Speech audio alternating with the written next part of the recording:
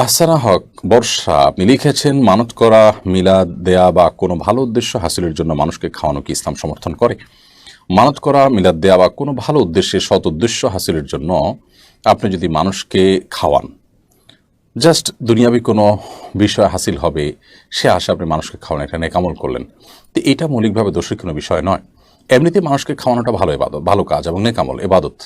গরিব দুঃখী হলে তাদেরকে খাওয়ানোর গুরুত্ব আরও বেশি, সব আরও বেশি। আর যদি গরিব দুঃখী নাও হয়, তারপর এতামুত আম, এটা একটা ইবাদত, মানুষকে খাদ্য দান করা। অতএব আপনার দুনিয়াবি কোনো উদ্দেশ্য অথবা পারলৌকিক কোনো উদ্দেশ্য হাসিলের জন্য, আল্লাহ সন্তুষ্টির জন্য, জান্নাত লাভের জন্য, কিংবা দুনিয়াতে আল্লাহ তালা আপনার যেন কোনো নেক আশা পূরণ করেন, সে উদ্দেশ্যে আপনি আল্লাহর বান্দাদেরকে খাওয়ালেন, গরিবদেরকে খাওয়ালেন, এটা জায়েজ আছে। মৌলিকভাবে এটা দোষে কিছু কোনো বিষয় নয়। কিন্তু যদি ব্যাপারটা এরকম হয় যে এটাকে কোনো এবাদতের ফর্মেটে আমরা নিয়ে যাই, ধরুন কোনো মানুষ মারা গেছে, তার মৃত্যুর পর 40তম দিনে, 7তম দিনে, নির্দিষ্ট দিনে গরিব দুঃখী খাওয়ালে তার উপকার হবে, বিশেষ বিশেষ কোনো সওয়াব, বিশেষ কোনো উপকারিতার কোনো আপনার গল্প নিজেরা রচনা করে নেই, তাহলে সেটা তো ইসলামের নামে বিদআত হবে এবং ভুল কাজ হবে। আর মানত করা, যেটা আলাদা করে সেটা কথা বলতে হয় যে কোনো একটা ভালো উদ্দেশ্য হাসিলের জন্য আপনি মানত করলেন যে আপনি মানুষকে খানা খাওয়াবেন, তো এটা জায়েজ আছে। হতে পারে যে আল্লাহ, আমার অমুক কাজটা হলে আমি এতজন মানুষকে খানা খাওয়াবো, আল্লাহ তালা কাজটা আপনাকে দিয়েছেন, হাসিল করার তৌফিক দিয়েছেন, আপনি মানুষকে খাওয়ানো, এটা জায়েজ আছে।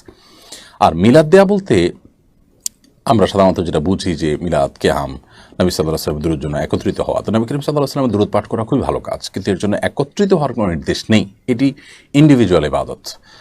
কোরআন হাদিসে কোথাও একত্রিত হওয়ার যেহেতু নির্দেশ নেই, অতএব দুরূদ পাঠের জন্য সবাইকে ডেকে একত্র করাটা, এটা কোরআন হাদিসের নির্দেশনার সাথে সঙ্গতিপূর্ণ নয়।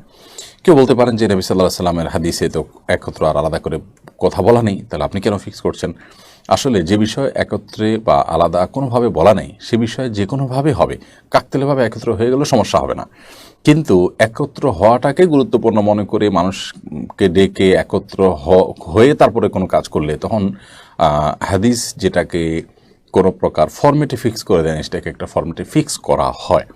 সেজন্য এটি বিদআতে পরিগণিত হতে পারে যখন মানুষ সেটাকে ওই রকম ফরম্যাটে করাটাকে জরুরি মনে করবে বা ওটাকে সিস্টেম বানিয়ে নিবে। এমনিতে মানুষকে খাদ্য দান করা খুবই ভালো কাজ এবং সওয়াবের কাজ।